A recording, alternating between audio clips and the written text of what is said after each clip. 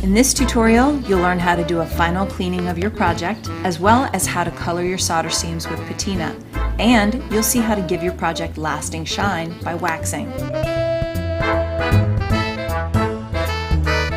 Now that we're done with both sides of our panel, check to see that there are no blobs around the edges, and we check to see that all our solder seams are as smooth as can be, and there's no touch-ups anymore that need to be done. And now we're going to begin the finishing process. And so the first thing that we want to do is we want to make sure that all the flux is washed off, and then we want to get the numbers off. Sometimes they come off with the flux. The flux is oily usually, and just using soap and water will get the numbers off. What I like to use is rubbing alcohol.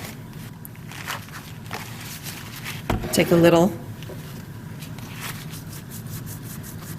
and we just rub it off that way.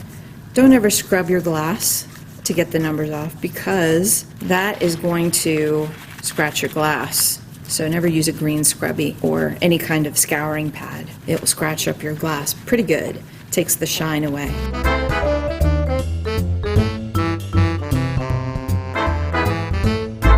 I'm going to show you an optional technique that you apply before the final step, and it's called patination, or adding patina. The patina comes in, if you're buying this brand, it comes like this. There's patina that's black, which is really not black, it's kind of a dark brown. And then there's a copper patina. So if you liked what your seams looked like before you added solder, you can use this copper patina. They have two different effects, but then they have two different application methods. This black patina, you use a paper towel, and this you would use a toothbrush. You could use a toothbrush for both of them, but you should never use just a paper towel for this, because it needs a scrub brush. It even says so. Apply patina generously with a clean plastic handle brush. I'm just going to apply a little bit to the paper towel, and then it's an instant chemical reaction. So you just wipe. No brush is necessary. If you want to use a brush like it says so on the directions, you may, but you will end up using a lot more of the patina if you use a brush. So this is how you apply black patina. Most projects have black patina applied to them, because what it ends up doing is it quiets the shine and the texture appearance of the solder, and it makes your project stand out a little bit better. It makes it look nicer. If you want to use copper patina, I just take a little bit and I put it in the cap, and whatever you put in the cap, don't pour back into the container. Dip a little bit here and we scrub. Ooh, nice and shiny. This helps. And you definitely want to be careful, because when you're scrubbing your seams, you're going to be kind of flicking this patina all over the place. And there is an acid component to the patina solution. So be very, very careful, because it will make fabrics weaker because it breaks them down if it splashes. So you may want to wear an apron. You also may want to wear gloves if you have very sensitive skin. So that is your copper patina. This is your black patina, black, because it is actually kind of just dark brown. And it's going to be just wet, so you will want to wipe all of the patina wetness off of your glass. Get all the extra off. Don't rinse it at this point. There is no need to rinse. The only thing that you need to do is just wipe off any extra with a paper towel. This is a project that could really use patina. And the reason why I say that is these colors are they're kind of washy looking.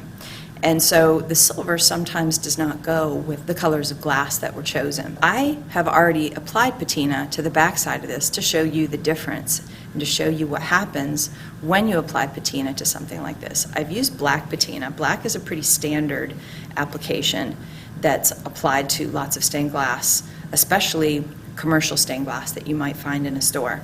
When you look at that, there's a major difference. What it's doing is it's quieting the solder seams. A lot of times when you look at the solder seams here, sometimes the texture kind of jumps out at you, and sometimes the silver is just a little loud. But when you put black patina on it, it just makes your design jump out a lot more, and it makes the colors more vibrant.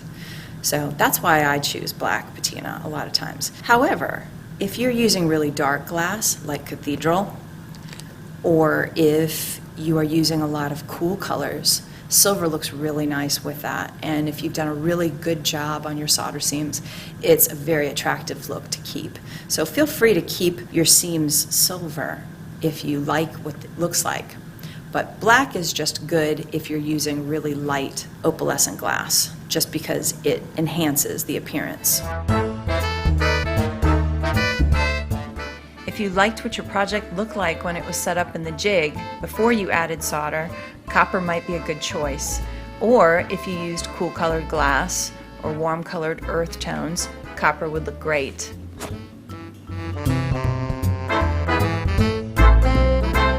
Now that I've got everything patinated and it's all cleaned off, I've wiped off everything, and now it's dry, the last step is to do waxing.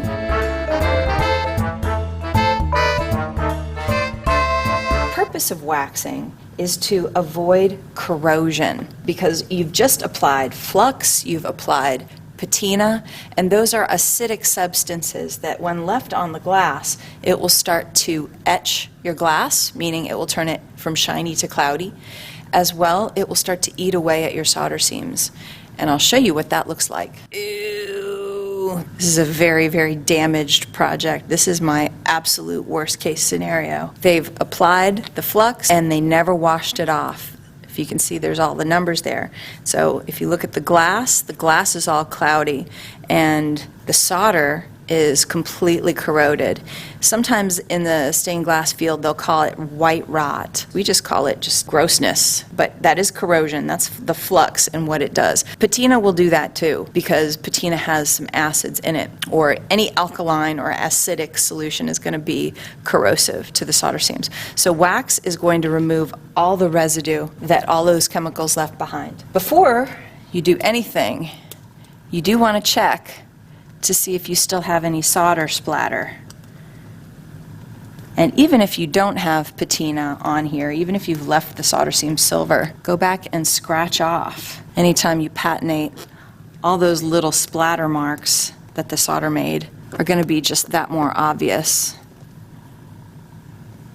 So just pick them off with a fingernail. For wax, I prefer to use this stuff, even though you can use turtle wax. I have not had any other experience using any other type of wax or polish, but we used turtle wax for years, regular car polish, but now we've decided to use this stuff. This stuff is specifically made for stained glass, and it does a really beautiful job. It makes everything really, really shiny. It's a two-part substance, so you have to shake it. And this is a great big gallon because we go through a whole lot of it. I would definitely suggest, if you have a small bottle, you can keep it in a smaller container so that if it spills, you haven't lost too much. We keep ours in a container like this and then just apply it. So what you're going to do here is you're going to apply, just put things on an old towel,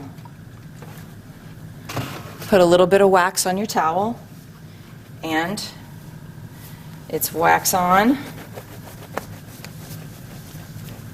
just like this. You're just like you're waxing a vehicle. You got to put a little bit of love into it, and right away you'll notice that the seams become instantly shiny. You have to do the application of the wax first, and you're applying it to not only the solder seams but also to the glass, because again, you're trying to remove all of the residue from all those chemicals. And look at all of that. That's not only patina, but that's some flux, that's extra dirt that's been left. So it will remove a little bit of the patina. It always does. But don't worry about it. Your project is still going to be beautiful and it's still going to shine. But you are trying to get all of the dull appearance off. Your solder seams after polishing should be shiny. They should not be dull. And if they are dull, it just means that you missed it. You missed the spot.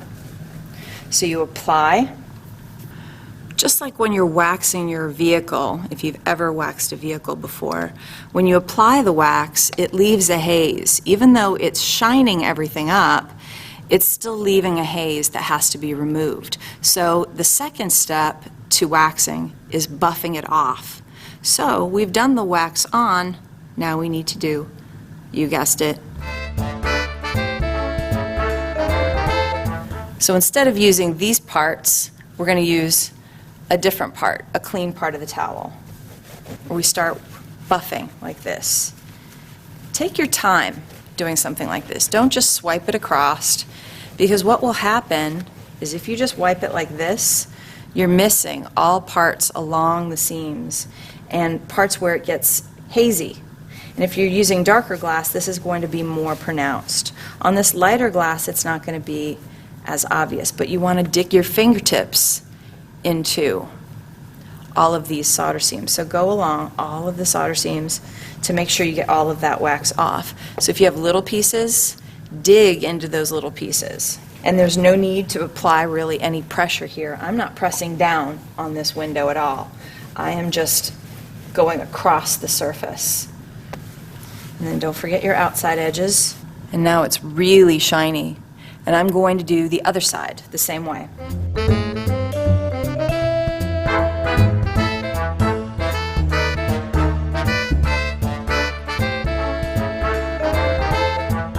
How do you maintain the solder seams? Every once in a while, I would say maybe once a year, you can go back and you can wipe it off with a towel. But I'd never use Windex or any kind of window cleaner on the solder seams or on the glass. You really don't need to use window cleaner on a stained glass window. It's really better to be waxed.